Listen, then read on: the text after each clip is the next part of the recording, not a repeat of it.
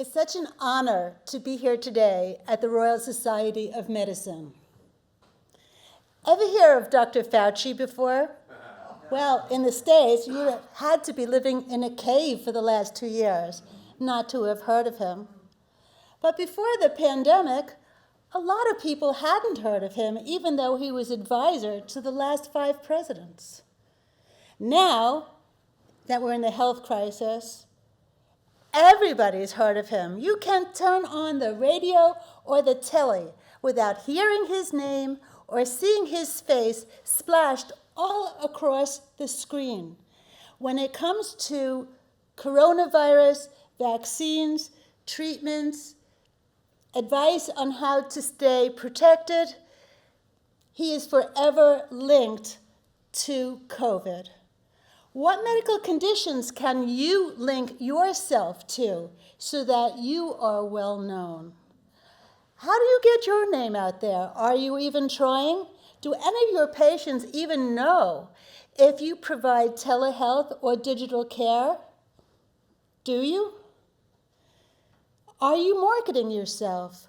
I often ask doctors if they market themselves, and I get a nervous laugh. I don't know how to market myself. I don't have the time to market myself. Is that even ethical? But the fact is, marketing is only telling people what you do and where you do it. Can you imagine if I said, these are the services that I provide, but guess where my office is? Or can you imagine saying, this is where my office is, but guess what I do? Sounds ludicrous, doesn't it? That's why marketing is so key to the success of your practice. Some people incorporate social media to engage their patients and attract prospective patients. Which tactics have you been using and what works well for you? For me, the pivotal moment came when I created a system that did not steal time away from the office or home, attracted ideal patients, and provided fulfillment. And today, I'm going to share with you 4 key topics from lessons that I learned in my experience helping other doctors for the last 10 years. The first one is creating an optimal website that gets you on page 1 of a Google search. If you're on page 25, no matter how great your message is, it'll never be seen. You might as well not exist. The second is the most effective use of social media. People are going online to find out information about their health and what their symptoms mean. Don't you want patients to be reading it from you?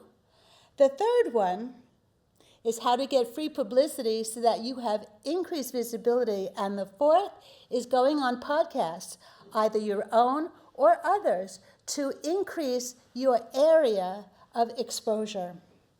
What would it mean to get 12 new paying patients tomorrow? What would it mean if those 12 patients went to your competitor instead, along with all the other people from your office? Could you afford that flow?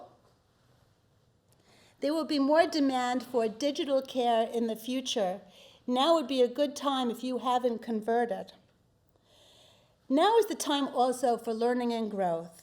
Let's explore your needs together and create a creative system for you that works.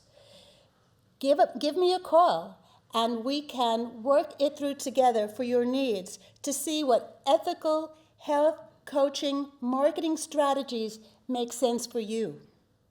You owe it to your patients, you owe it to your community, and you owe it to yourself. Yeah!